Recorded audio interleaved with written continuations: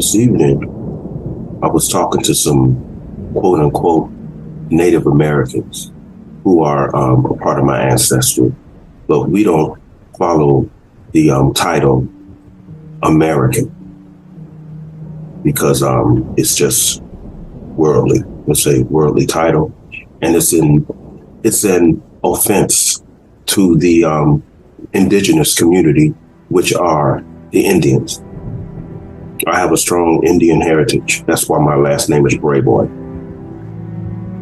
But my previous video was brought up in some areas, and one of the natives there had told me, he said, our community never feared the Creator. We simply worshiped the Creator, and we would always call the Creator great-grandfather. And we would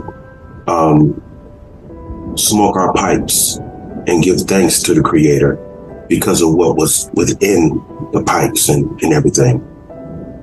What was in within a whole lot of the pipes, and the Indians used to smoke chocolate, herbs, and cannabis and things like that. But they never feared the Creator. Never feared the Creator, and they never taught the offsprings to fear the Creator. They said we are one with the universe in terms of nature, not one with the universe in terms of total order, because none of us is in total order. But this whole concept of fearing God did not enter into the, you might as well say, environment until organized religion was created. And the whole fear concept is, like I said in my previous video, a design in order to control the human being and to make the human being a dishonest human being, even though religion asserts to create people who are honest. But when you are programmed to fear the Creator, and as I said before, your submission to the Creator because of your fear of the Creator creates another God, which is fear, because it's fear that you're actually bound to. That's what you're bound to. Religion has created fear as a God. When Yeshua was in the Garden of Gethsemane,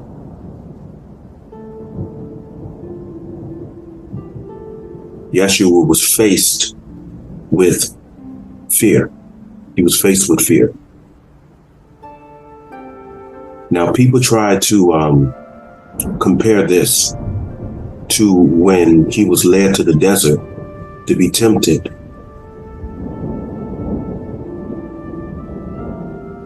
of all of those worldly things. But if you're tempted by something, it only implies what is placed before you is created to attract you towards it. Fear is not attractive. It's not something that's attractive. Fear is an entity that comes before you in order to make you afraid. Now, fear's intention is to make you afraid. It's to make the host afraid. So When Yeshua was faced with fear, he became afraid. And the disciples couldn't understand what was wrong with him. And as the scripture says, he said, "Father, if it is possible, can you please pass this cup from me?" Now, even though it is not mentioned in the Bible that the Creator told Yeshua no, it is implied. It is implied. So Yeshua said, "Suffer it be so." Because obviously the Creator transmitted to him a no. He said, "Suffer it be so, for it is not my will, but thine will be done." Now, this assertion of Yeshua always being one with the will of the Creator, in the Garden of Gethsemane, it reveals otherwise. He said, "For it is not my will, but thy will be done." Well, Yeshua, what was your will?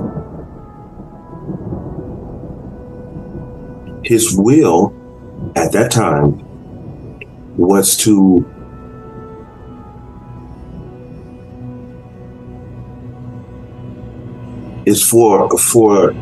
the mission to be passed on, that portion of the mission to be passed on, according to the Bible. But the Creator obviously said, "No, you must overcome fear. And the only way that you're going to be able to overcome fear, you have to face it." And so when Yeshua decided, he said, "For it's not my will, but thine will be done." Okay, well, what is this thing called fear? What is it? Is it what you're afraid of, or is it fear itself? So he humbled himself and he observed fear. And when he observed fear, he found that fear's intention is to make the human being afraid. Now, if you're on a righteous path, that's when you're always faced with some type of opposition. In this particular case, fear wanted Yeshua to be made afraid so that Yeshua can be made intimidated, so that Yeshua will not continue to be motivated forward. So once Yeshua read fear and he understood the nature and the function and the intention of fear, he said, "Oh, I see. You're here to try to make me divert from the path that the Creator placed me on. So now that I know you and I understand you, and I know what your intention is and your function is, now you no longer have the effect on me, because now I understand. Now I know you. Now I can move forward." He faced his fear. He overcame it by way of understanding fear and its intention. And after you understand fear and its intention and its function and its purpose, then it doesn't have an effect on you anymore when you did not understand it. It's like in boxing. You have two men in the ring, and they're standing in front of each other, and they're staring each other down. trying to make the other person afraid. You want to know why? Because they're both afraid. Because fear is present in them. The fear of losing, the fear of not winning. My family is here and, I don't want to be beaten and humiliated before the world. All of those things are fear-led.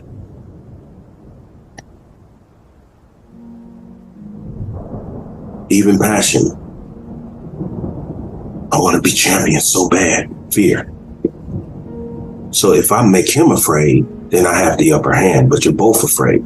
So that's what the stare down is all about. Two human beings that are afraid of one another. And in boxing, if you can make a man look to the side or look down, you feel as though you have the advantage. But sometimes people do that purposely to make you think that they're afraid, to make you think that you have the advantage. And sometimes it works out otherwise. Sometimes you become the loser.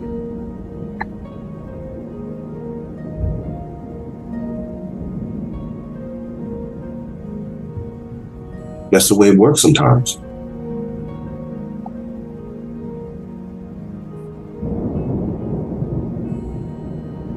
That's the way it works sometimes. I was also asked when I brought up the ministry that I was a part of, about the young lady that was in the ministry, and we grew to love each other.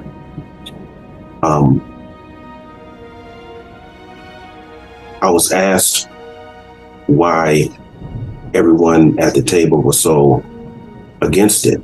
Did I say or do anything to offend her? No, didn't do anything. The only thing her and I did was just take walks. That's it. I was just surrounded by a bunch of jealous, evil, deceptive, and undermined people, religious people. I had an ambitious brother there who caused a whole lot of mischief and caused a whole lot of division.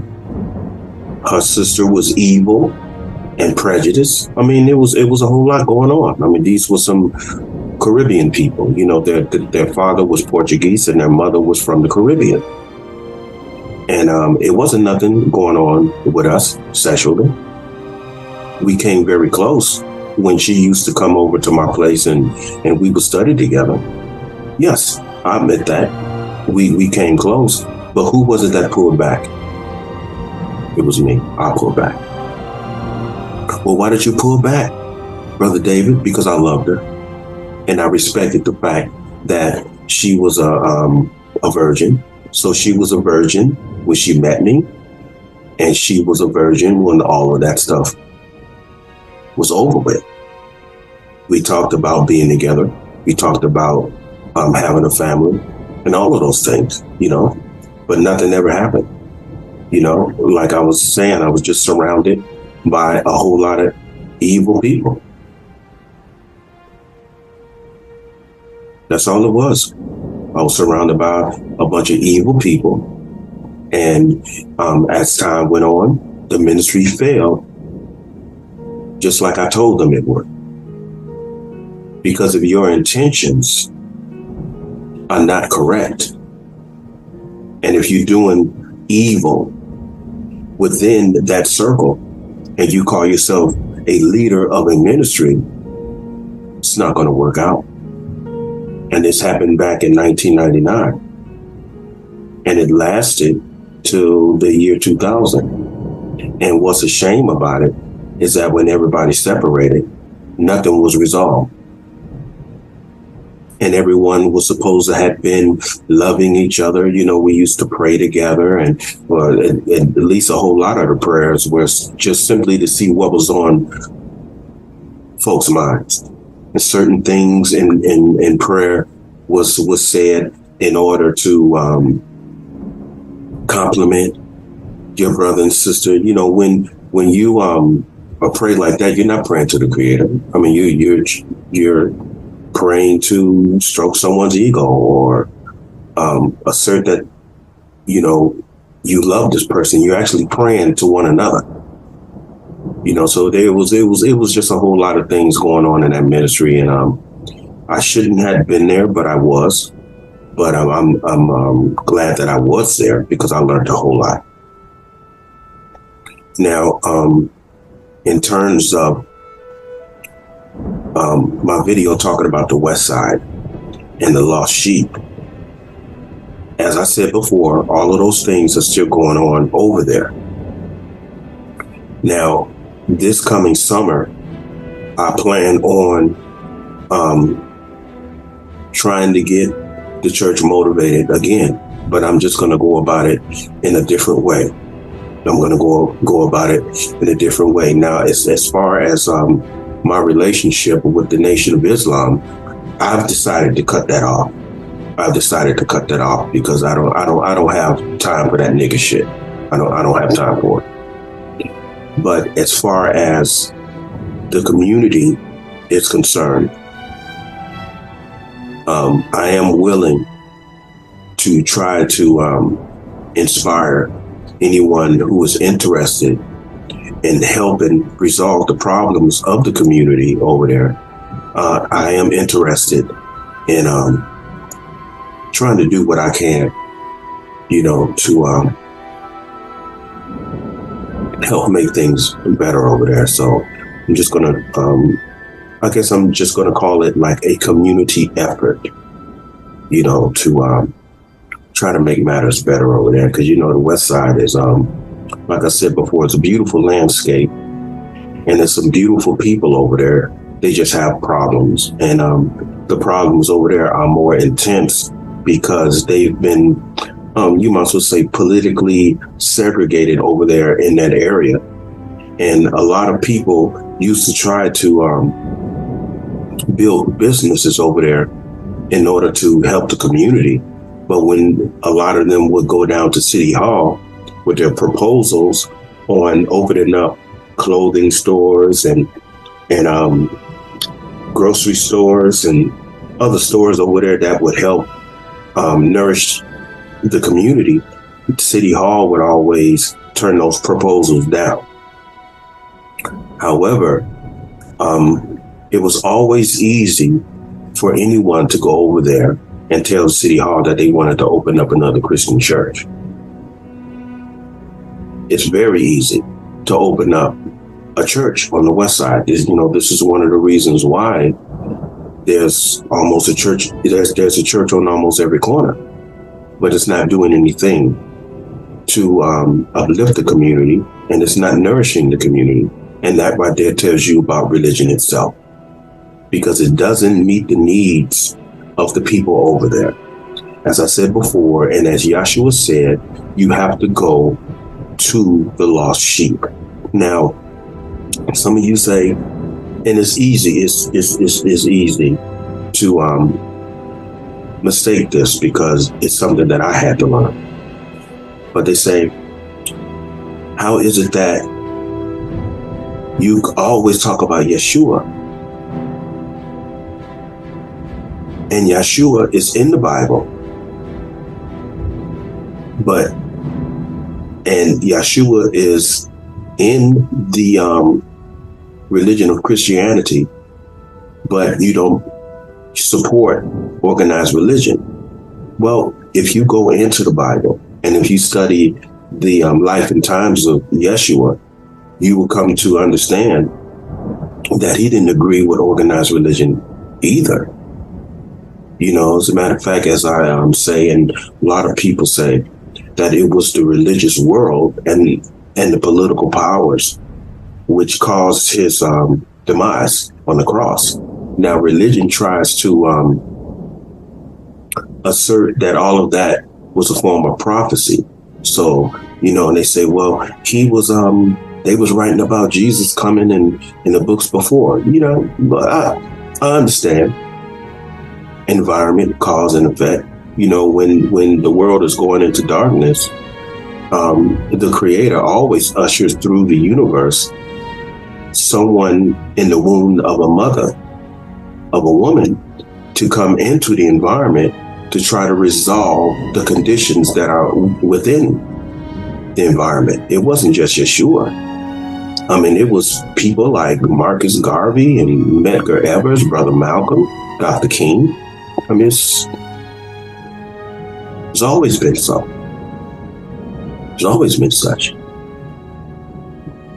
You know, I mean, there's people in the environment right now and in the wombs of some mothers out there right now that are being born into the world who will in time manifest within this society and in this environment that are going, their entire purpose is going to be to resolve the matters that are causing darkness within the world. There's always people born into the world like that. So this is why he said, my kingdom is not of this world. He wasn't a religious man. He was a spiritual being. He was a spiritual being, and that's just it. You know, and this is why it is written that the Spirit of truth will come and guide all to truth. It's not going to be a religion that's going to do it. It's not going to be a church. It's not even going to be a man anymore. It's going to be the Spirit of truth that's going to live inside a particular human beings, that's going to speak a truth, not a religious doctrine or anything like that. See, religion was created to confuse. It wasn't created to tell you the truth, because there's no truth in religion. Even though they throw some little truths in the Bible and in the Quran and in the Talmud and all of these areas of reading, but that's only to confuse you. It's the knowledge of good and evil. And there it is again. You know? So what you have to do, as he said, you have to be born again in the Spirit. That's the only way that you will be able to receive and perceive the kingdom of God. So what is the kingdom of God? When he says, the kingdom of heaven is within you. It's divine perception. But you have to be rid of all of this religious doctrine stuff that we've been programmed. You have to allow yourself to let go. And in letting go, you have to allow yourself to be afraid of letting go. You have to allow yourself to feel insecure without your current religion. And you have to understand that the Creator has already given you what you need in order to function in this society. It's called wisdom and intelligence. It's already sitting up inside of you. And stop going to these pastors, asking these pastors to pray for you. You already have what you need. When he says, go and sin no more, you already have what you need. Just stop it. Whatever you're doing that's causing your own self-destruction or deviation from what you know is correct, end it.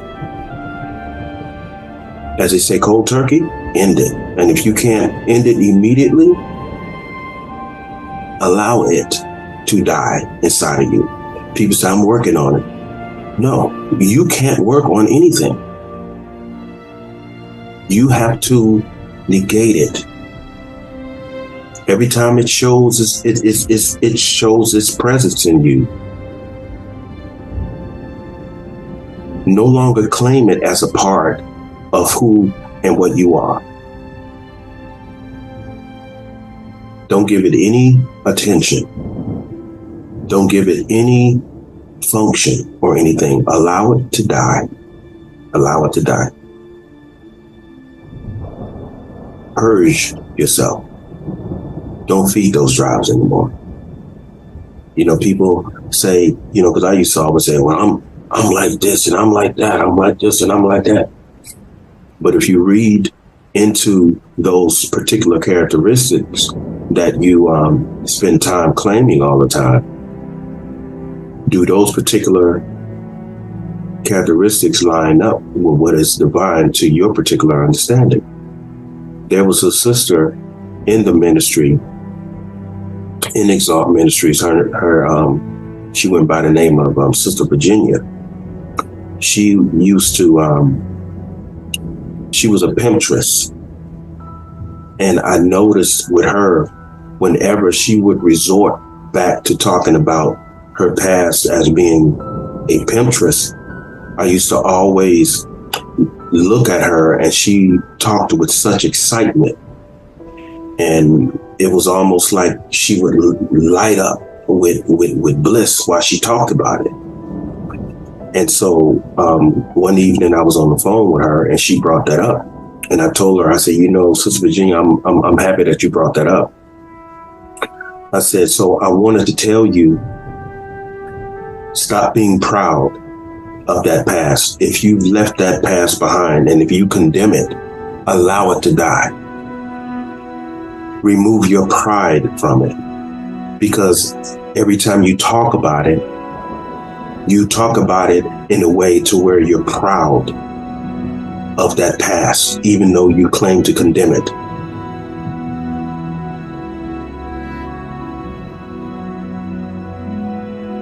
Be born again in the spirit. Allow it to die. The same as I did in Georgia. It was a sister that asked me, what did you mean when you say you separated yourself from him, from your former self? I condemned him. You have to condemn the former self if you are ready to receive the newness of the mind. That other human being has to die, because that other human being was inhumane and he caused you problems, even if his intentions were good. His good intentions obviously wasn't good for you, other than the lesson that you had to learn. And that's it. And that's he or she. Whether you're a man that's going through it or a woman that's going through it, you have to die in order to live. That's what it's all about. If you truly want to live, you have to understand what death is and its quality. We've been taught that death of the organism is the death itself. But as Sir Jiddu Krishnamurti had said, he said, everything, the stress and the anxiety and all of those things, the emptying of that is the real death. That is the real death. And Yeshua spoke of that. Except a man or a woman be born again, not reborn, born again, only then can he or she perceive the kingdom, because the organism is limited intellectually because of the information. It's limited. And so you have to be born again in the spirit, that you may have clarity, so that you can clearly see the kingdom. And it has nothing to do with knowledge. It has everything to do with moving forwards and into the new day, and not looking back or even perceiving back, but just moving forward. Just moving forward. It's not as complicated as organized religion has made it through their pastors, you might as well say.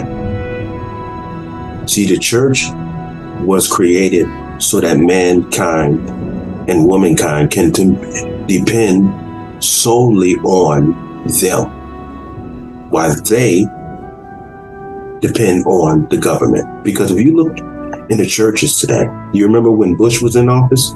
How can any of us forget, right? The Bush administration created a federal grant for each church. It was called the faith-based, The faith-based grant. And they was willing to finance churches.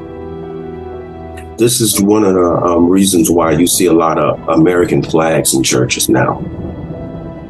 And if you happen to walk into a church and it has an American flag in there, there's a very good chance that pastor is getting paid every month. And the stipulation with that is they will finance your church as long as you don't speak anything against the government. And as long as you continue to encourage your congregation to take part in the voting process and, the government dealings. However, Yeshua said, my kingdom is not of this world. And who did he say that to? He said it to Pontius Pilate, who was a politician.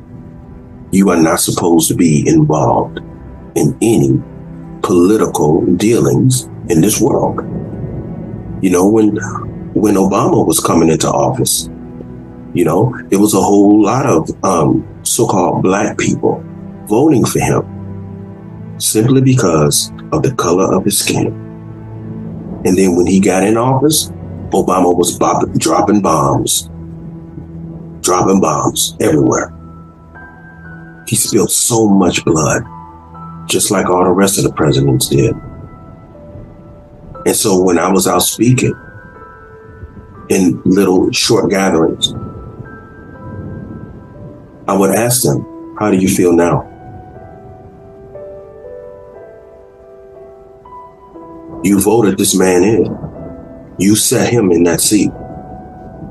So all of the blood that you see him spilling overseas, that blood is on your hands too. And a lot of people say, no, it's not on my hands. Yes, it is.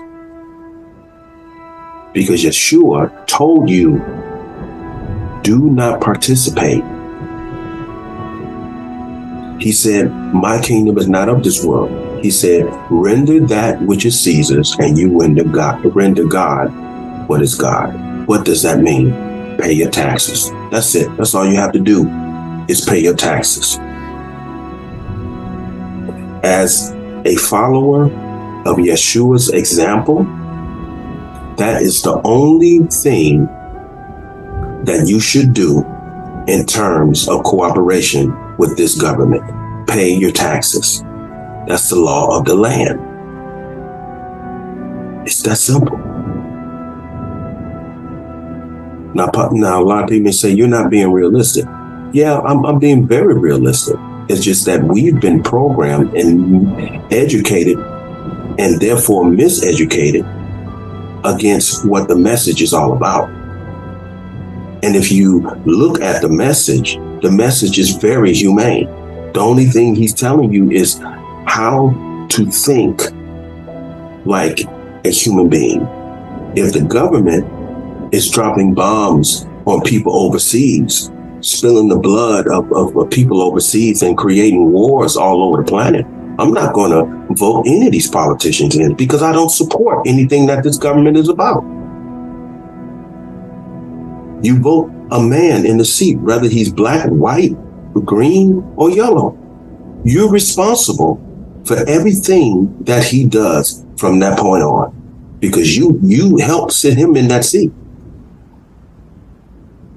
But you want to know why you're doing it? Because you're Christian and you're not a disciple.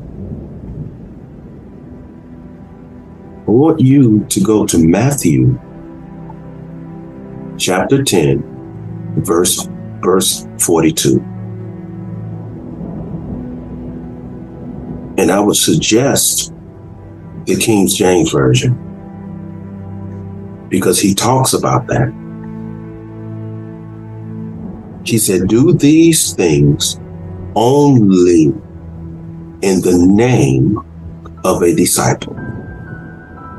He never had Christians. He said, if any man be my disciple. What does disciple mean? One who is being crystallized into oneness with God, following the example of Yeshua, the Christ. And that is very accurate. Is that you? Is that you? Are you being crystallized into oneness with God? Now, if he says, my kingdom is not of this world, and you are participating in the government system as far as the voting process is concerned, and if God told Yeshua that your kingdom is not of that world, and you say you follow him, you're not his disciple. You're this government's Christian because you are participating in what this government does. This is a Christian nation. Really? You're not even manifesting what it means to be Christian. You know, I mean, commonly the definition of Christian is inaccurate. It says Christian means to be Christ-like. Well, Christ-like is not a definition. Christ-like is a state of being. It is saying, I am like Christ. I am like Christ. So does that mean I'm like Yeshua? No. Christ means the anointings. That anointings that makes you a human being. Enlightenment. It's the enlightenment. You know, they call Buddha the enlightened one. They called Yeshua the Son of God, the Messiah. You know, I mean, all of those imply enlightenment. Enlightenment. So the kingdom is within you. Get rid of all of this stuff. Get rid of it. Because your enlightenment is waiting for you to acknowledge it. All of the division, oh, we can only eat this, and we can't say this, because if we say this, then this is going to happen. Oh, that don't mean that. That means this. Oh, this means that, and that means this, and everybody's at the table going at each other's throat over something that is supposed to be divine. But I don't see no divinity in anything. As a whole lot of people are starting to no longer see divinity in religion, because it does nothing but cause conflict, wars and bloodshed, and the division and unhealed things, because people, they condemn you and walk away from you. Just like Exalt Ministries, until this day, no one speaks to one another. And we were supposed to have been getting into a ministry. We're going to do all of these things. And until this very day, no one speaks to one another. Religion, right? And everybody's in the spirit, right? Okay, that's fine. But like I say, that's one of the reasons why I pull away from religious people in the religious world. So try to be a disciple. You know, and then they say, well, the disciples were first called Christian in the city of Antioch. Yeah, that's what they were called, but they wasn't. That's just what they were called. They were called Christians, but they wasn't Christians. And it says that right there. The disciples were first called Christians in the city of Antioch. That's what they were called. It's not what they were. Understand? It's what they were called. It wasn't what they were. And then when you do the proper research, well, who was it that called them Christians? Where did this title derive from? What mentality came up with this? It was the enemies of Yeshua and his disciples. Well, why would anyone who says that they follow his example embrace a title in which came from his enemies? I mean, the white man called me a nigger. I don't accept that title. I'm pretty certain that the Hispanic community don't accept the title spick or anything like that. Or the Jewish community, they don't accept the slang kike. They don't accept that. Why should they? And why should you?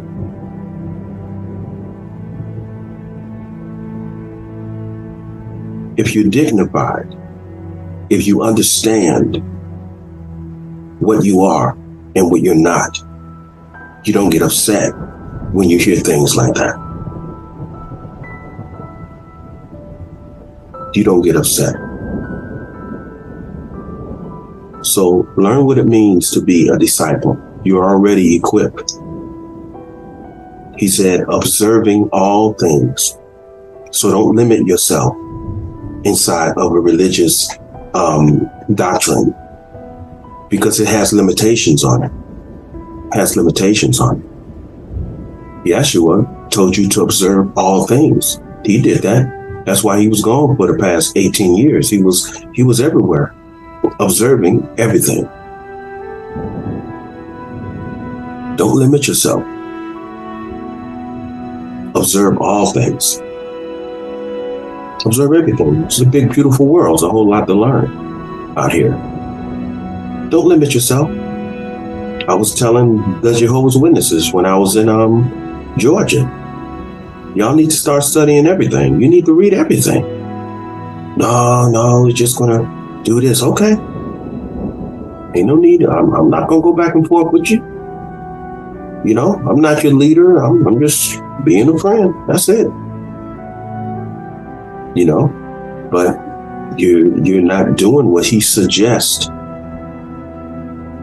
that you should do. You should observe all things, because every day something is new, something is different. Every day is new.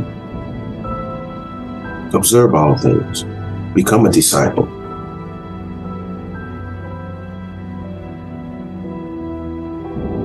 And even the term disciple, it's a movement, observing all things.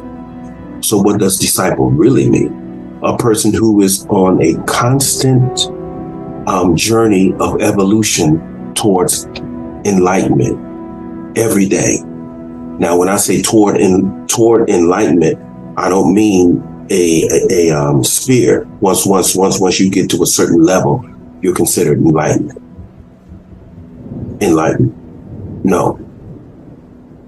As long as you're on this planet, you should always be willing to learn something new, because every day is new. And if you're not, then you're going to end up being what is called, the elders have a very bad reputation in the Bible, where it says you can't pour new wine into an old wineskin. You don't want to be like that. You want to always be open to learn more and more and more. Okay. With that being said, I'm just going to cut this short because I need to lay down. And so everyone have a good night. All right. Stay human.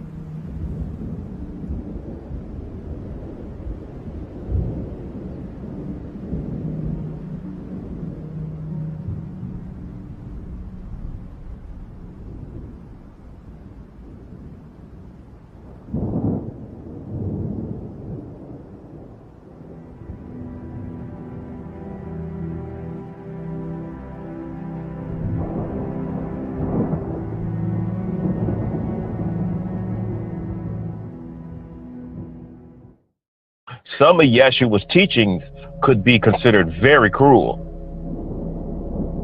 if you really practice them. When he said, "Suffer it be so, and you let the dead bury your dead, bury their dead." Do you know what that man is telling you? Leave your family be. Detach yourself psychologically and emotionally. Detach yourself and move on. Now, most people may say that's cruel. No, it's not, because I get what he's talking about. When he came back after 18 years, he knew that Mary was wondering if he was dead or alive, and he also knew that his mom was upset. Did he go straight home and say, "Mama, I just came by to tell you, to let you know I'm still alive and I'm okay"? Did he do that? Nope. He went straight to the temple. So is it about flesh and blood, or is it about principalities? He said, "I'm all about my Father's business." So he's saying, it ain't nothing inside of me left for you. I am all about my Father's business. I get it. I'm all about the facts. Now, when people hear me quote that, they go, "Yeah, it's all about the gospel, blah, blah, blah." It's all about the facts. That's what he's saying. It's all about the facts. It's all about the truth. Don't try to stamp a label on it. It's not about Christianity. It's not about religion. It's all about doing what you have to do. Period. That's what it's about. It ain't about mama crying or mama worried about, "Oh, mama is wondering where I was." I know, man, don't nobody. Hey, you want to know something? When it comes to the facts, don't none of that matter. That doesn't mean anything. It's all about humanity and getting humanity in order. And see, that's why a lot of people don't understand how cruel his truth actually could be perceived by people who don't get it.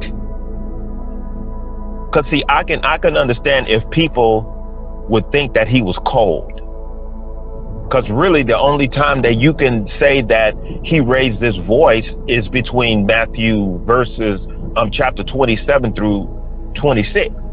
24 through 26, when he went off on the scribes and the Pharisees, when he was calling them hypocrites and stuff like that. Now I could see if people can say, well, he was showing his masculinity because he was raising his voice, he was getting them told.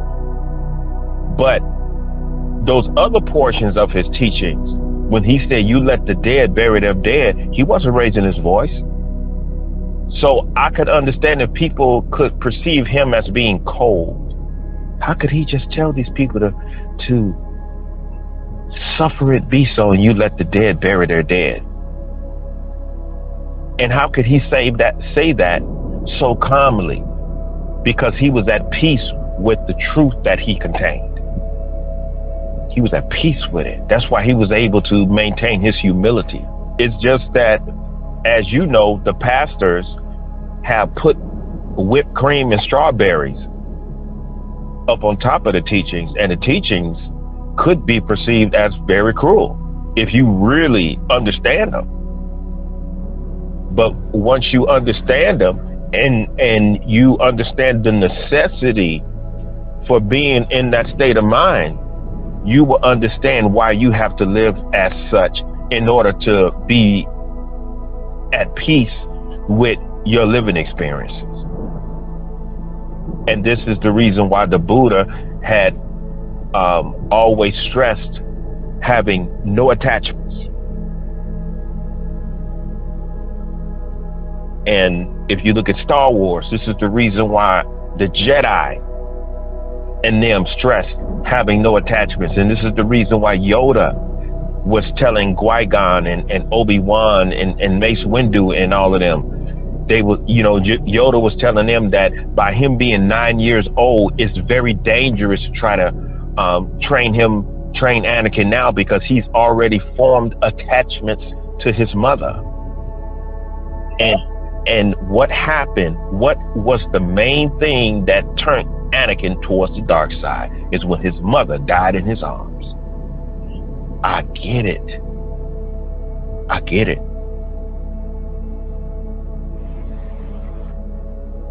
And that's one of the reasons why my family, when they look at my videos and they hear me talk on the phone about my mother and my father, they be like, "Dang, Dave, that's cold." And then when you ask them, "Aren't you Christian? Don't you study your Bible?" They say, "Yeah." And doesn't God tell you you must hate one and love the other? Doesn't God want you to separate from evil? Doesn't it talk about separating the sheep from the goats? Come on, y'all. They're attached. This is my mother. That's my daddy. Attachments. You know what amazes me is how difficult it is to be a good person. You know, it's so much opposition. And then when I studied the Bible, studied Star Wars, you know, but when I studied the dark side, I said, you want to know, you know, what I noticed about the dark side? When you look at people like Darth Maul, who I totally relate to, by the way he fought. When you look at villains, period, you want to know why they so aggressive? It's because they are not limited by any laws, any commandments, anything. You know, that's why we love villains like Darth Vader. You know, we look at his walk, and he walks with authority. They step on through. They ain't trying to heed to any commandments, any laws. You know, they seek out what they're going to do, and they do it. You know, and it trips me out, and it seems like this is why villains are so attractive. Everybody loves a good villain, you know, but it seems like when you try to be good, you see the good people, they are limited with commandments. I was telling a pastor this. I said, you know what amazes me? It's how people of the dark side are considered the bad people when they just do whatever the hell they want. I say, and they are a whole lot more honest than people who claim that they're good. I was telling this pastor, I said, the dark side, they're free. I said, so they don't have any commandments, any rules, anything on them. None whatsoever. But they do have principles that they go by. You can't deny that. And you know, this man was looking at me crazy. I said, but the people who claim that they're good, they have to have commandments and laws put upon them. Just like the people in prison. I command you to get your ass up at 4 o'clock and go get you something to eat. I command you to go piss.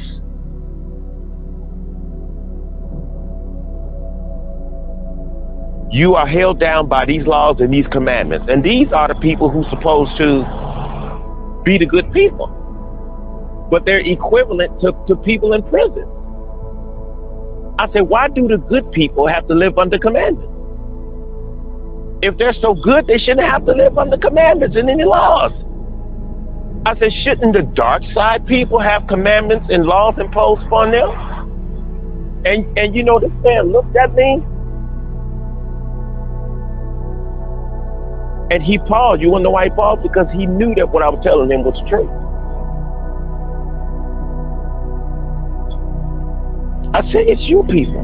And you want to know why y'all the evil ones? Because you break every law and you break every commandment.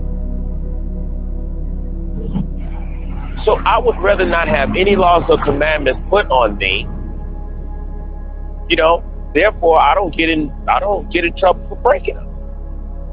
I say, so the dark side is actually free. I say, and remember, darkness was for light. I said that when everything was in darkness, there was no conflict. It was peace. I said, and then as soon as the Creator said, "Let there be light," that's when the chaos started. I said, y'all better think about this. Well, you know, the Lord tells us not to lean upon our own. Yeah. Whatever. You can't lean upon your own understanding. Then what the hell are you here for, Pastor?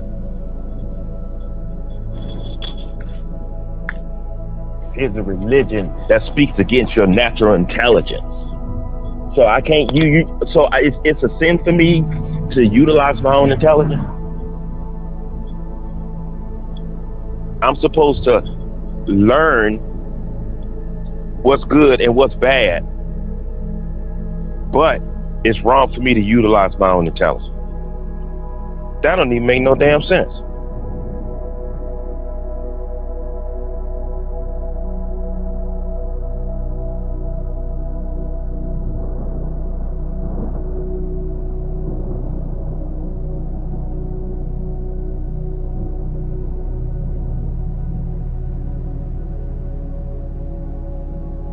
When Jesus or Yeshua, whoever you want to call him, whichever name you choose to utilize, you know, when he said, "My kingdom is not of this world,"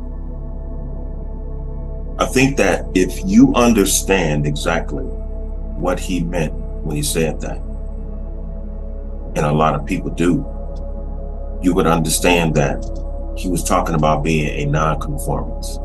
And you know, there's other scriptures in the Bible that said, "Be not conformed to the things of the world." I feel like if you understand exactly what that means, then it's very easy for you to understand the man's mind. However, we have a whole lot of Christians today who think that they're disciples, who think that they're followers of his example, because when he said "follow me," he was talking about follow his example. That's what he was talking about. When he said, "I am the way, the truth, and the life, and none can get to the Father but through me." He was saying, I'm the example.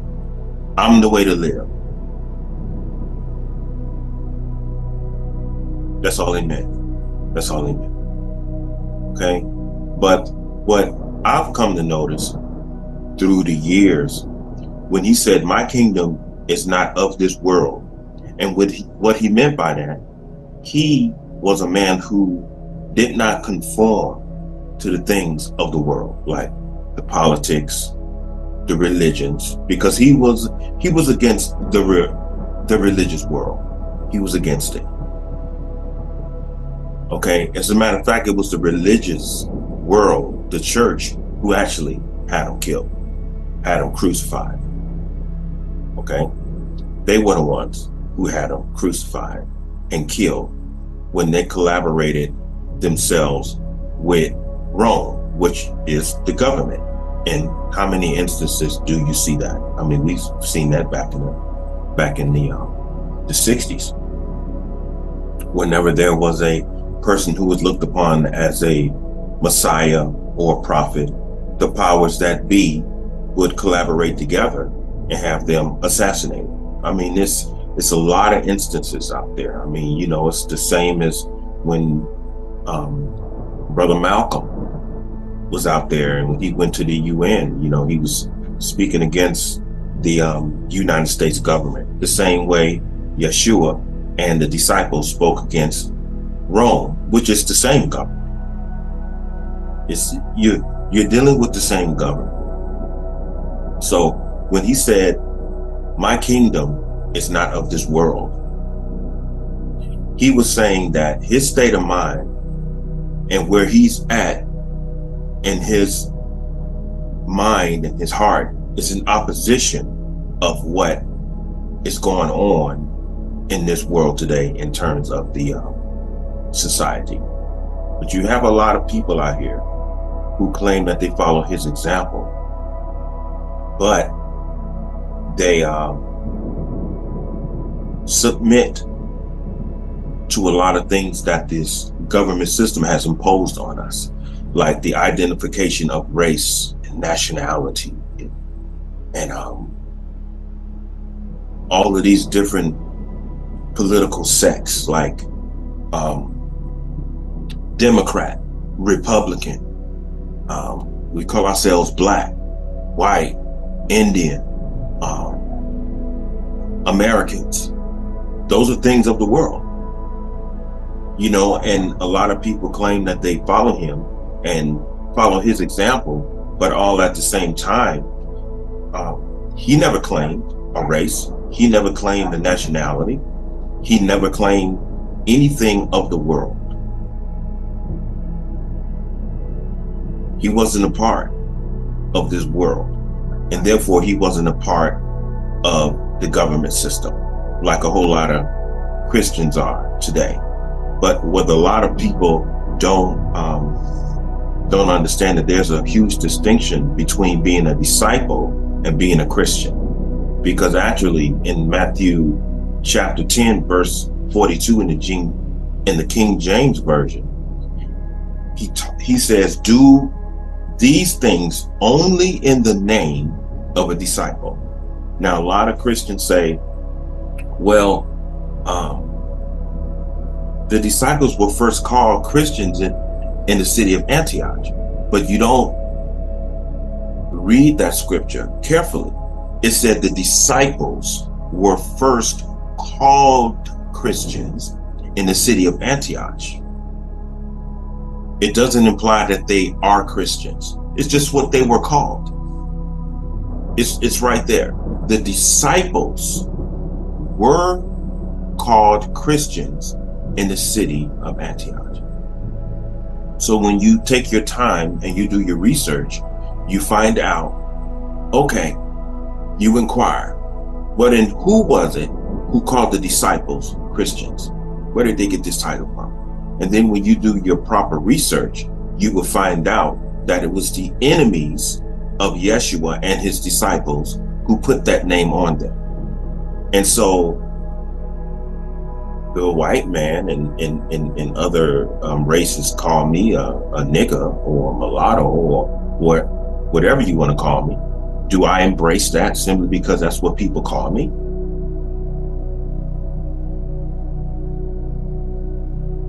So why have you, as so-called followers of him, embraced a title that came from the mentality of his enemies?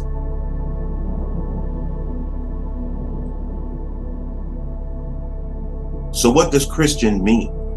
They said Christian means Christ-like.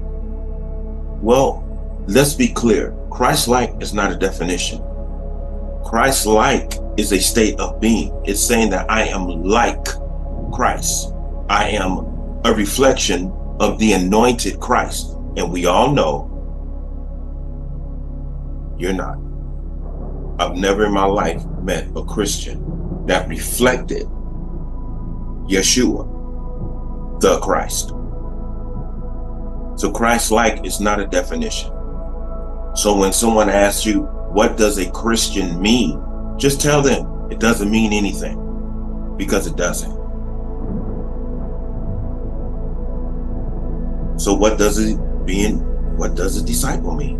It means one who is being disciplined into the oneness of the Father, following the example of Yeshua, the Christ. So are they saying that they are Christ-like? No. They're saying that a disciple is being disciplined into the oneness of the Father. Being is talking about they're on a journey of learning, observing and learning. And therefore they're following his example, because that's exactly what he did. How many of you Christians observe all things the same way Yeshua told his disciples to observe all things? You don't. You stay right in the confines of your religious base. You stay right there. You won't leave that Bible. You won't touch that Quran. You don't study politics unless it has something to do with your political party. That's as far as you're going to go with learning politics. And that's probably most likely one of the reasons why when election day comes, you have a immense limited understanding of what this government is doing against you, because you don't study. You don't study the system and how it operates. But you want to know something? You're not supposed to be involved in this government system anyway, because this government system, the same government system that you participate in and you make yourself a part of in terms of a political party, this is the same system that slaughtered Yeshua and nailed him to the cross. After his physical death, they started killing the disciples in Rome, because the disciples in Rome were teaching the people that everything that they were participating in, as far as Rome's culture, was against their the well-being of their souls. Just like you see going on right now, and how a lot of so-called followers of Yeshua are always participating in the voting system, the election. And the man said, my kingdom is not of this world. And he's telling you that the kingdom is within you. So why are you participating with this government system to give you something that you're really not supposed to have? It's not going to be any good for you. It's not going to be any good for you. You already have a government system. It is within. But they have everybody addicted to this government system. And so that's pretty much what he meant when he said, my kingdom is not of this world. That's all it means, and it's very practical. Everything you see that's going on in this society right now, the sports, all of the sports came from Rome, and each sport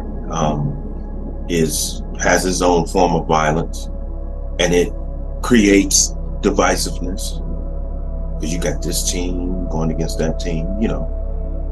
I mean, it's right there in front of your face, but if you study him and his example, and if you understand his thinking process, you will come to understand exactly why he was trying to encourage everybody not to involve themselves in whatever this government has to offer. But the government puts everyone in the position where they feel as though they have to rely upon the government in order to function properly. So a lot of things that he taught, it could be difficult. But a lot of the things that he taught also will give you the freedom that you need. And a whole lot of a few things, like the first portion of the video talked about, is how he wasn't emotionally attached to anybody, pretty much, primarily his mother. As time goes on in the Bible, he started calling his mother woman. He didn't even refer to her with her name after a while. Excuse me, I'm very tired. But when his father, Joseph, had passed, Yeshua is reported to have ventured out to the outskirts of the the Middle East. A lot of them, when I was over in India, they said that he went to Asia, he went to India, you know, and he went to a whole lot of places, and he was gone for 18 years. Now, when he returned, I believe he was 30 years old when he came back. Now, when he got back, he understood. He knew that when he left the venture to those places for the sake of learning and observing, he didn't tell his mother. And this was right after Joseph had passed. And so Yeshua was so focused on learning the facts, or as it says in the religion, I'm about my Father's business. I have to be all about my Father's business. He didn't say goodbye to her, so he didn't. He wasn't moved emotionally in that way. So when he left, and when he came back, those years later, 18 years later, his mind wasn't on, I know my mother is worried about me, so I have to go home, tell my mother, and reassure my mother that I'm living and that I'm okay. I have to explain to her, you know, why I left, everything like that. But when he came back, he went straight to the temple. He was emotionally and psychologically detached from those common concerns that a son who was gone for 18 years would feel as though he has to first go home and explain to his mother why he left. Thus so, but not him. So what was it that he knew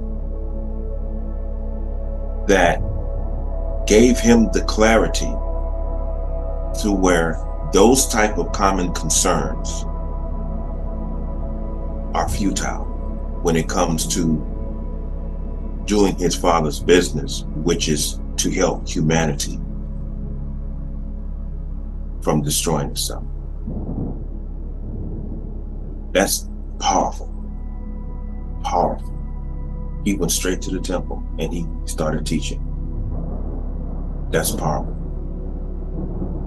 And so when he says, my kingdom is not of this world, it meant that he didn't claim any race, he didn't claim any nationality, he didn't claim any political party, he didn't claim any religion. None of those things. It even says that he was the seed of David according to the flesh, but he declared himself the Son of God according to the Spirit of holiness. He became a spiritual man. This is what he meant when he told Brother Nicodemus, except a man be born again, he cannot see the kingdom of God. He didn't say reborn. He said born again. I've heard a lot of pastors say, except a man be reborn again, you can no, that's not what he said. He said born again, not reborn. Reborn? No. This ain't a thing of recycling. We want nothing of the former self. Nothing of the former self. Born again, not reborn. We want nothing of the former self. Born again in the spirit, not in the flesh, but born again in the spirit. That's what that means. So if you guys are living his example. Stop calling yourself black. Stop calling yourself white. Stop calling yourself Hispanic and all of these things. Stop participating in the voting system. Get out of the government and get together and form your own government way of living here. Just go from there.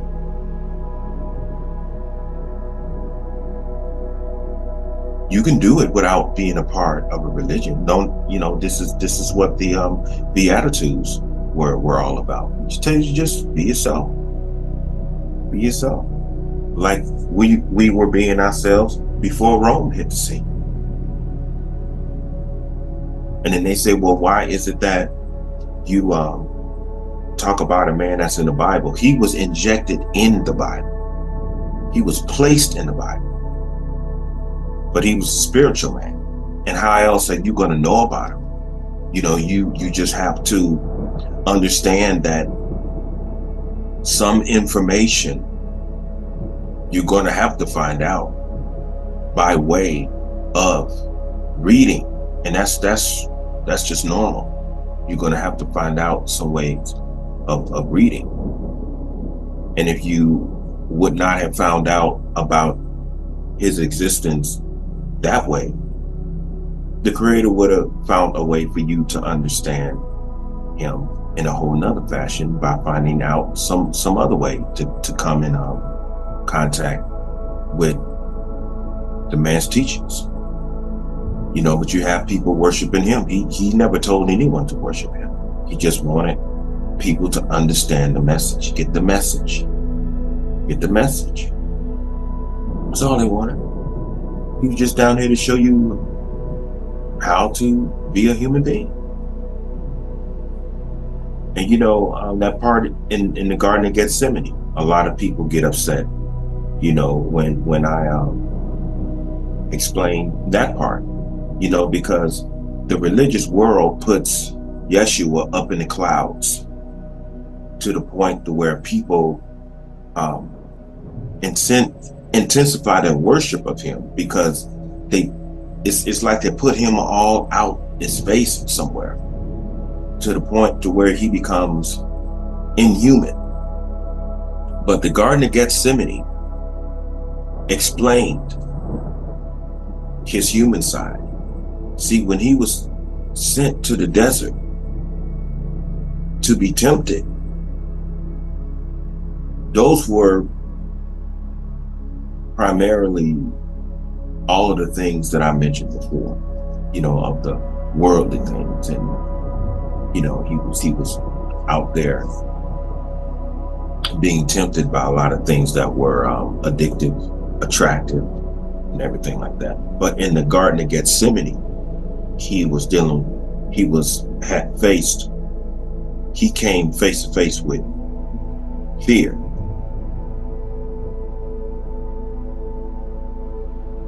And so fear had affected him in such a way. See, because previously he told the scribes and the Pharisees that he was one with the Father.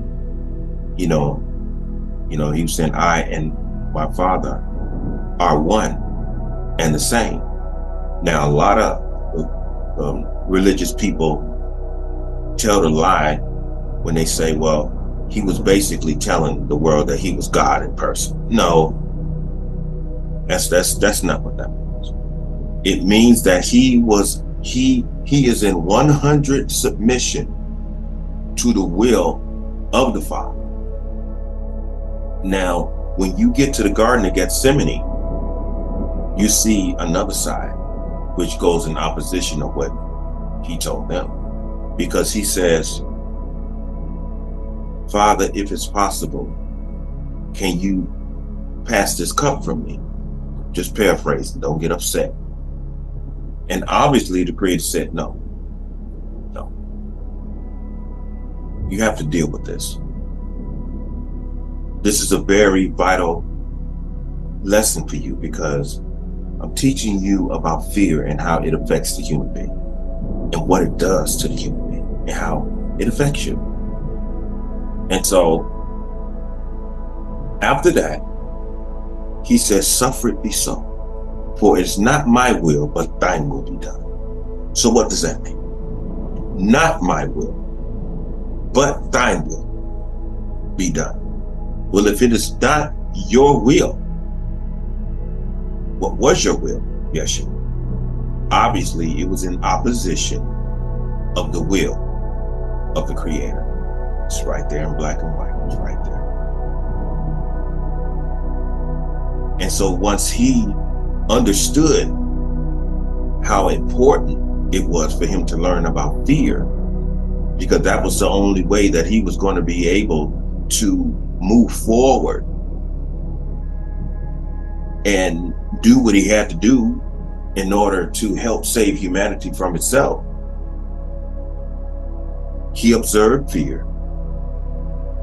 He understood fear and fear's effects on the human being, which its intention is to make you afraid and take you off the path of righteousness. And once he understood fear and what it was, and not only what he was, not what he's afraid of, but fear itself.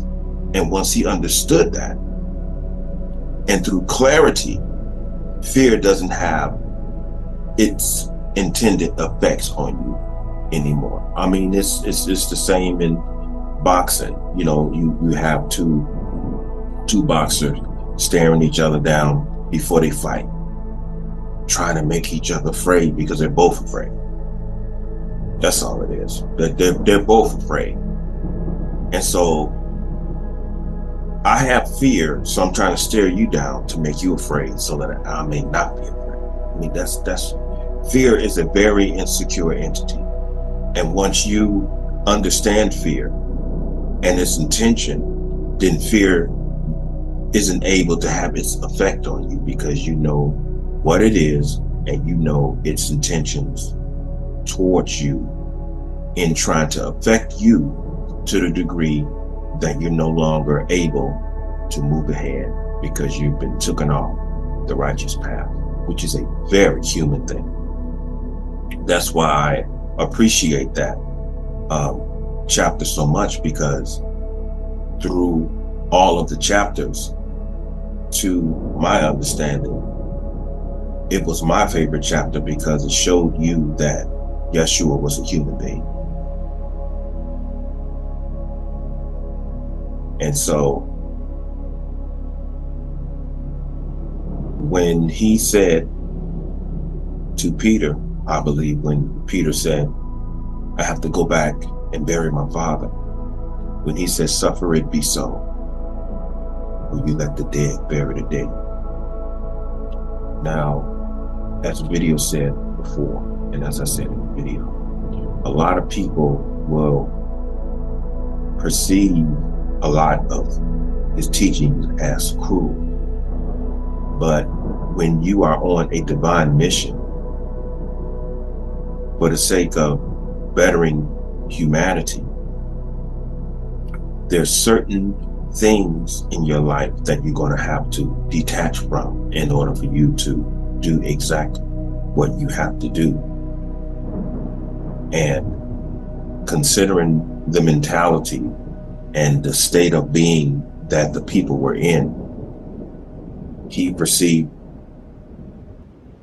Peter's family as the dead here and here. And so this is the reason why he said, let the dead bury their dead. How many of you can give your life to bettering humanity based upon what he revealed to us as human beings, not as Christians, but as human beings? How many of you can detach yourself from your family, from your friends, from your habits, whether it be anything? I mean, it could even be this, social media. Because there's a time coming where we're not going to have these privileges. sitting here talking on YouTube, we're not going to have these privileges. So you're going to have to learn how to detach yourself from a whole lot of things and a whole lot of people when the time comes. And this is not to make you afraid. It's just pretty much helping you see the importance of not having any attachments. You should be able to let things go, whether it's family or even material things, you know.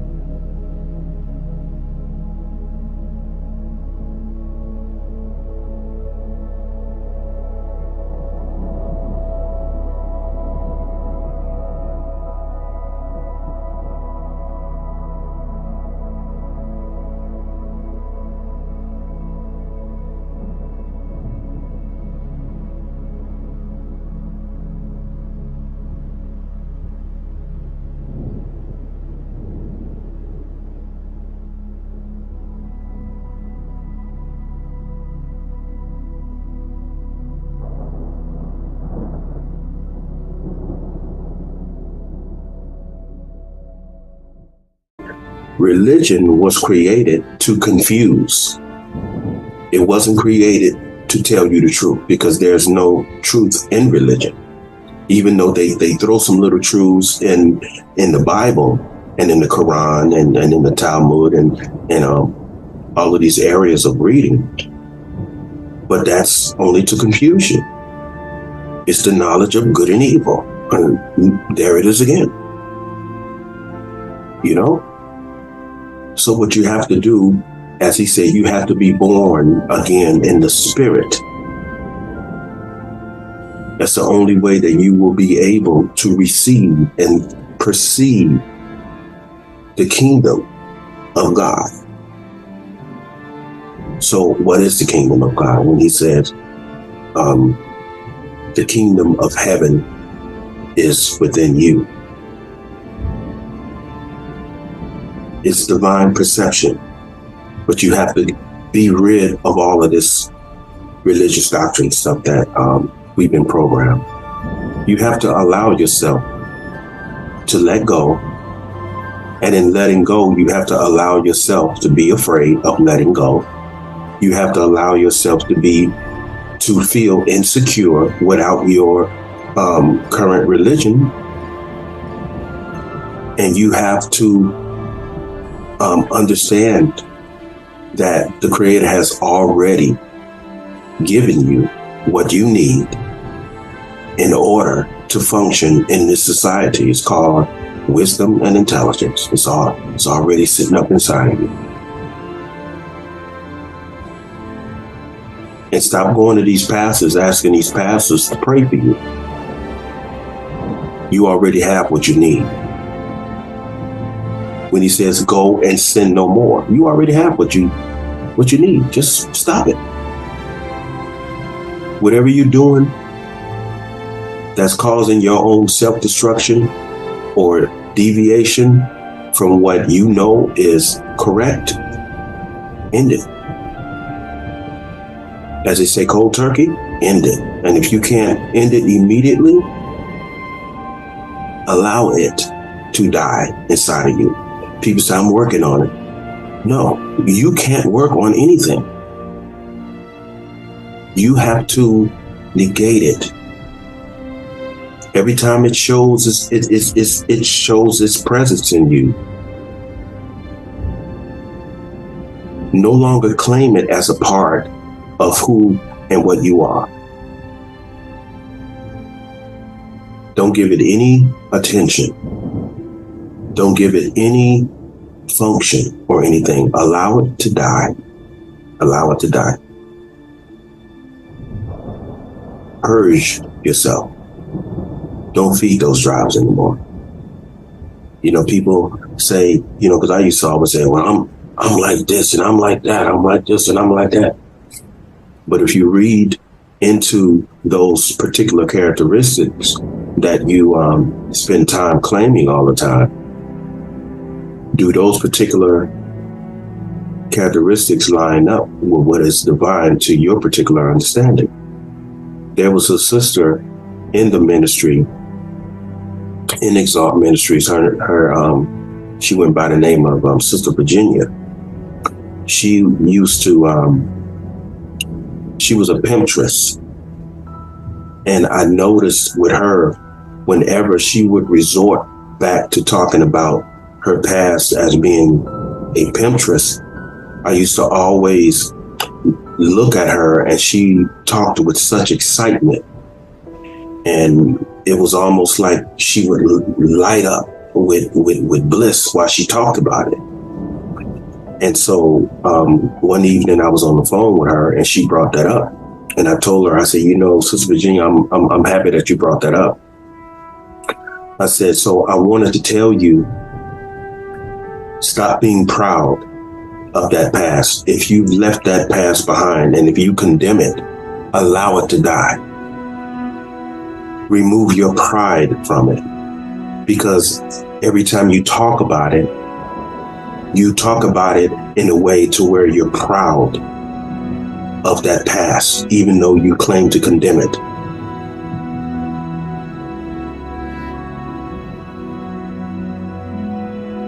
Be born again in the spirit. Allow it to die. The same as I did in Georgia. It was a sister that asked me, what did you mean when you say you separated yourself from him, from your former self? I condemned him. You have to condemn the former self if you are ready to receive the newness of the mind. That other human being has to die, because that other human being was inhumane and he caused you problems, even if his intentions were good.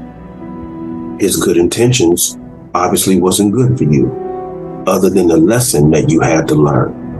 And that's it. And that's he or she. Whether you're a man that's going through it or a woman that's going through it, you have to die in order to live. That's what it's all about. If you truly want to live, you have to understand what death is and its quality. We've been taught that death of the organism is the death itself. But as Sir Jiddu Krishnamurti had said, he said, everything, the stress and the anxiety and all of those things, the emptying of that is the real death. That is the real death. And Yeshua spoke of that. Except a man or a woman be born again, not reborn, born again, only then can he or she perceive the kingdom, because the organism is limited intellectually. Because of the information is limited. And so you have to be born again in the spirit, that you may have clarity, so that you can clearly see the kingdom. And it has nothing to do with knowledge. It has everything to do with moving forwards and into the new day, and not looking back or even perceiving back, but just moving forward. Just moving forward. It's not as complicated as organized religion has made it through their pastors, you might as well say.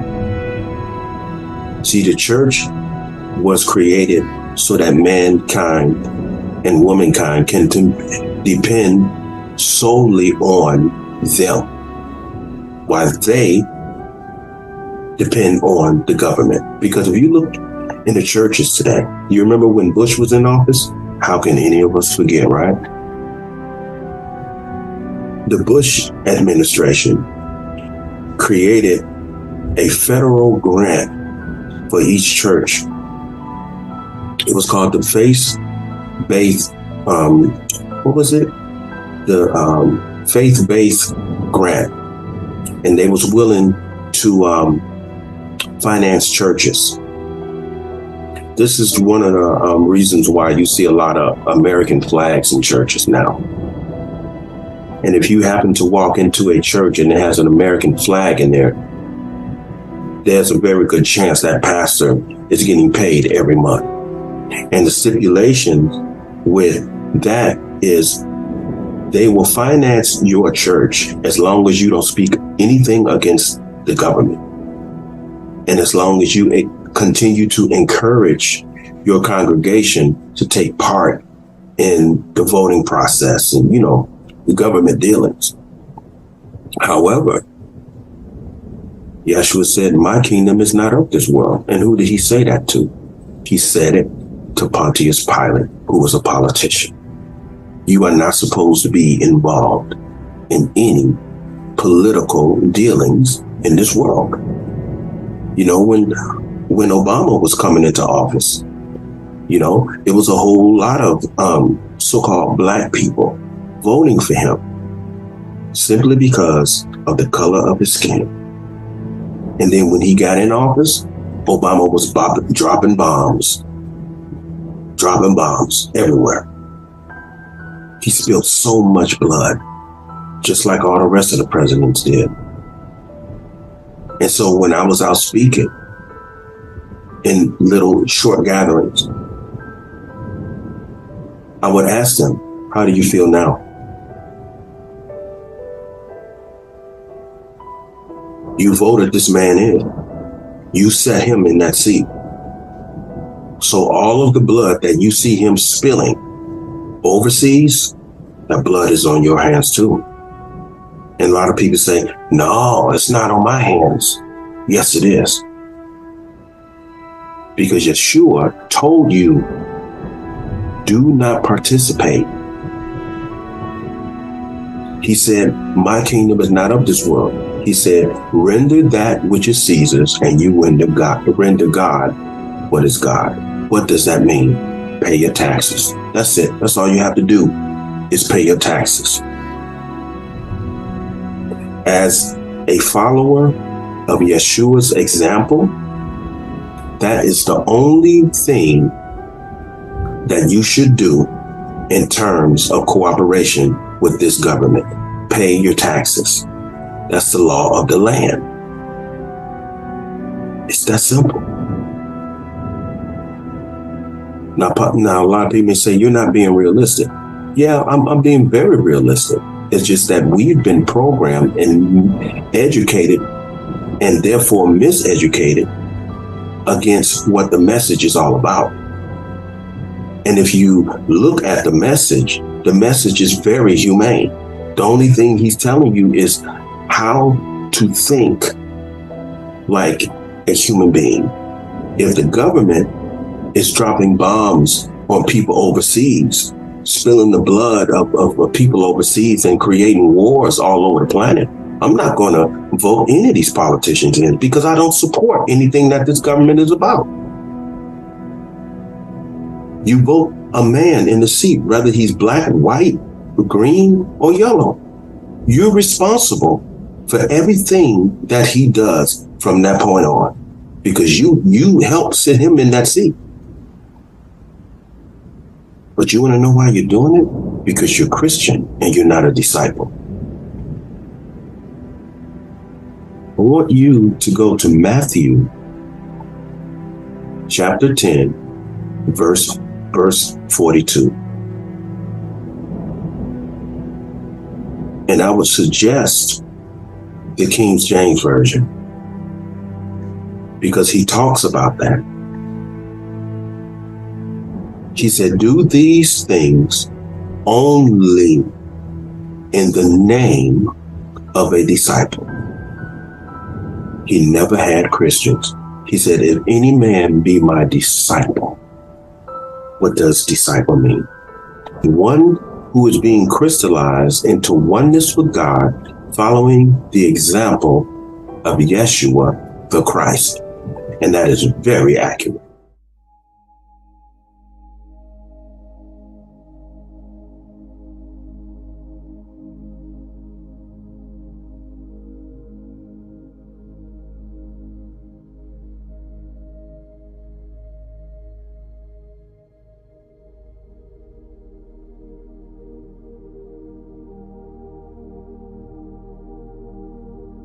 Good morning. This is a continuation of the video that I was asked to elaborate on more so.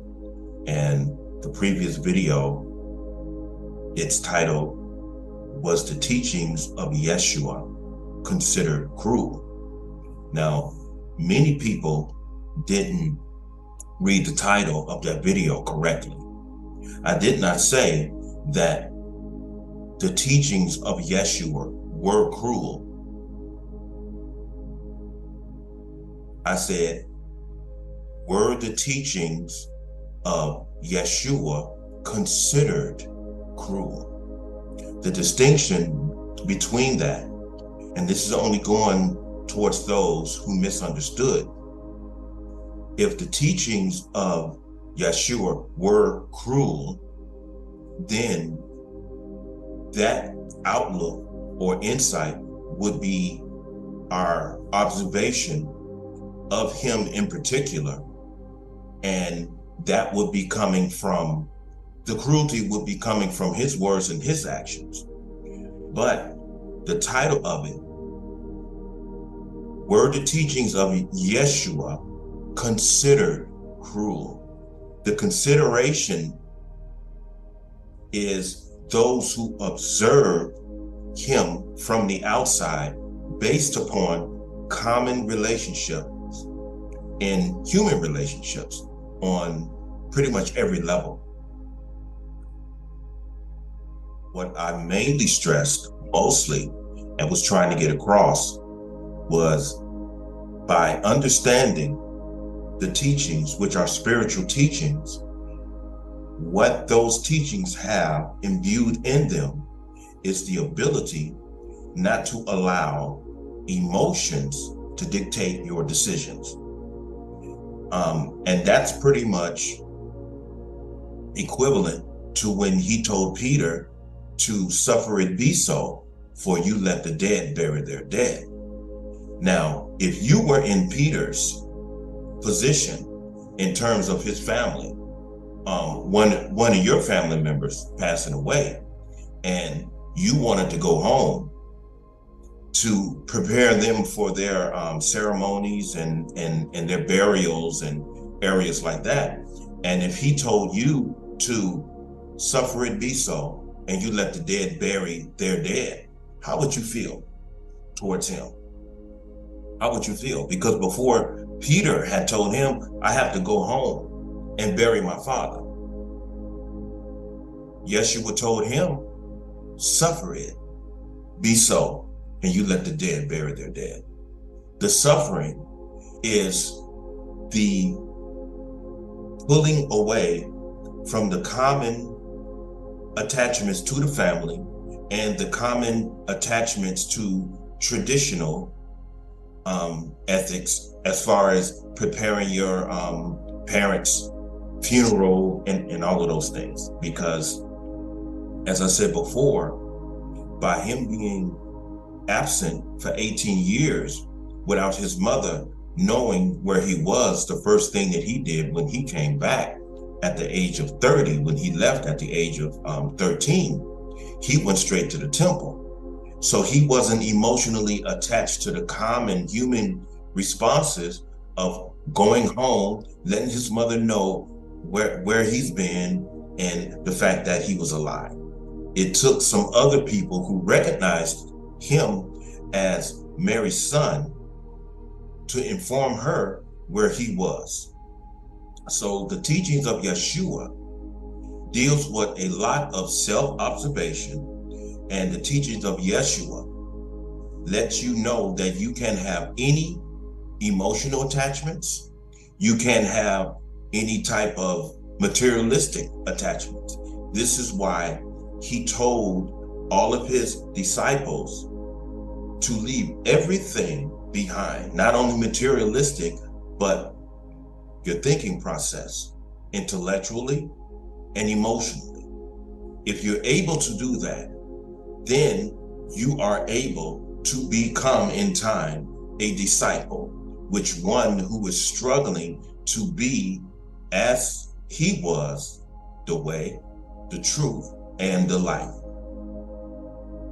Now, I'm going to bring up some things. When I was in Atlanta, I used to go to Dr. King's church, Ebenezer Baptist Church, and there were some speeches that I would sit up in the second row at the church, and I would listen to some of these speeches in comparison to what this system allowed us to hear, the common Dr. King speeches and everything. What I perceived from listening to a whole lot of the speeches that were not put in the public for us to listen to, what I learned about Dr. King is that he started pulling himself away from politics. And he had came to realize that him campaigning this wicked government to open up doors so that the Black community can be more so included into the system, he had in time started seeing and understanding things in a more spiritual way, in harmony of how Yeshua had taught all of his disciples not to be involved in the political areas of the system, as far as what Paul has said, in Rome do what the Romans do. No, a disciple doesn't do what the Romans do. A disciple is he or she who tries to remove those people who have been caught up in Roman culture and therefore American culture, and pull them away from that and come in a state of enlightenment of what the kingdom of heaven is supposed to be. And that is what's going on in the human being. Hopefully I explained that close enough for many of you to understand.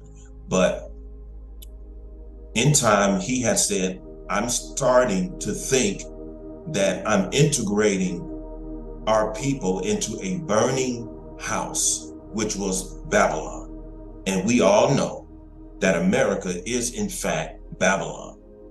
This is why I was saying, if you understand that man's mind, when he said, my kingdom is not of this world, there's also a perception that you can get from that.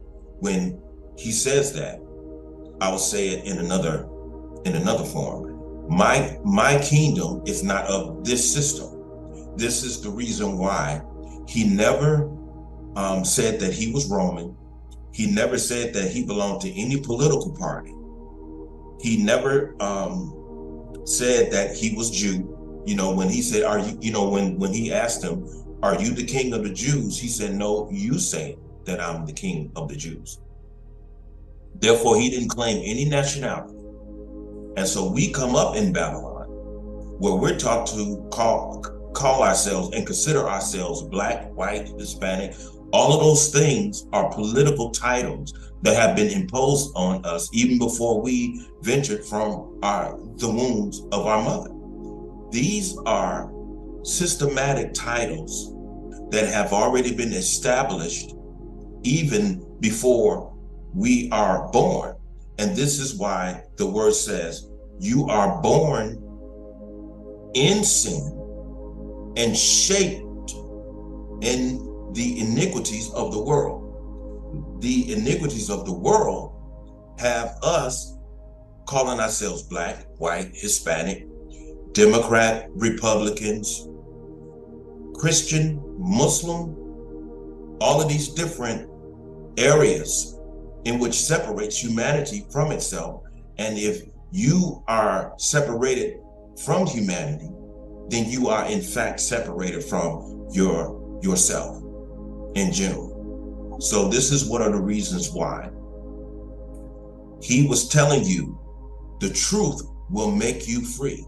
Making something implies a time element of detaching yourself from the common forces that are imposed on you within this world system. This is why he said, my kingdom is not of this world. And when you speak against any government system, that government system is going to put you on Calvary. You're going to find a whole lot of your preacher friends turn against you, as what happened to me in the 90s. You're going to find the government is going to influence people to break themselves from you as far as your common relationships and friendships, and it's even going to happen in some of your families. These things are going to happen in front of your families. Okay? And this is one of the reasons why his teachings could be considered cruel if you don't really understand how to perceive them correctly. And when you walk in the path that Yeshua revealed, that path is for the betterment of humanity. And when you are on the path of the betterment of humanity, you're going to lose friends, you're going to lose family members, you're going to be betrayed within your circle, as he was betrayed by some of his disciples. You're going to find yourself having to understand what it means to be alone and secure in being alone. Okay? And so it's really not a cruel teaching, but if you're caught up in the way that this system imposes you to think, most people would consider his teachings cruel because he didn't have any attachments. He had even gotten to the point to where he didn't even consider Mary his mother anymore. There's some scriptures in the Bible to where he simply called her woman. He never called her mother, because that would imply having some type of attachment. When he came back, he died of all of those different areas within his being that would cause him to divert from 100% submission of doing God's, you might as well say, like you said, God's business, which is humanity itself. And if you listen to what he told the women on Calvary, when they were weeping for him, he said, don't weep for me, weep for yourselves and your children. Look at what's going on today in this society. It's going to get to the point, and Babylon, which is America, is getting ready to take us down that path to where a lot of pastors who are going to become enlightened, they are going to get those American flags out of their churches, and they're going to start rejecting those faith-based initiative grants. They're going to start rejecting the money. They're going to start taking those Babylonian flags out of their churches. And once they are able to speak the truth, because they are no longer a part of this government system, there's going to be people who are still a part of this common existence within this system, who are going to remain Democrats, Republicans, liberals, and all of those things that they have yet died to. And there's going to be some that are going to be in refusal to die to those things. Those are the people who are going to turn against these pastors who have become enlightened, and therefore they are no longer Christian. They have actually become disciples of Christ, and what that actually means. These pastors will come into a state of enlightenment that is based upon the spirit of truth, which in itself, they will become the anointed ones as Christ was. Those are the men who will be able to say, I am in fact Christ-like, because I am non-conforming. And there's going to be people in these congregations who are going to actually start to get it. They're going to actually start to get it. So this walk that Yeshua showed us in regards to making humanity better than what it is, it's not an easy walk. It's a difficult walk, but it's not impossible to accomplish. This is why he said, if my people who are called by my name will humble themselves and turn from their wicked ways, well, humble themselves and pray and turn from their wicked ways, then I will hear from heaven and heal the land. As I explained before, in that scripture is based upon the Beatitudes that Yeshua was trying to teach every human being that already have this within themselves. You actually can turn from your wicked ways yourself. But you have to pray to get the strength and the perception and the enlightenment to know how to tap into that within yourself, that you may actually be able to know of how to turn from those ways that are considered wicked in the sight of God. And only then will you no longer be a Christian. You will be a disciple. You will be a disciple. And only disciples can make humanity a better place to exist. Not Christians, not Muslims. Only a disciple. Only a disciple. Now, if some of my Muslim friends get upset about me not involving Muhammad in this, do not forget that in a lot of scriptures that are in the Quran, Muhammad looked up to Jesus. He said that Jesus was a perfect manifestation of the Word. Now you can go also in the Sunni and in all of those other books. So there is no actual distinction between becoming a disciple and becoming a Muslim, which is one who submits 100% to the will of Allah and God. There's really no distinction. So this is why it is important for all of us stop the arguing back and forth. Sit at the table and understand how very important it is that we all become one in one mind and spirit. This is what I've been pushing. But the teachings that he brought forth from God could be considered cruel by those who don't understand how much it is important to have no materialistic attachments, no emotional or intellectual attachments, to where what is only important, not most important, but what is only important is making humanity a better place to live.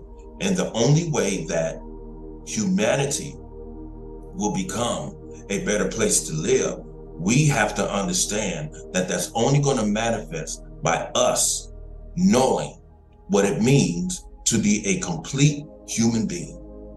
So with all of that being said, I'm going to cut that short because I have some things to attend to today. But as I say again, I did not say his teachings were cruel. I said, were his teachings considered cruel? And I feel as though I have explained that effectively. So with all of that being said, everyone have a good day and stay human. Peace.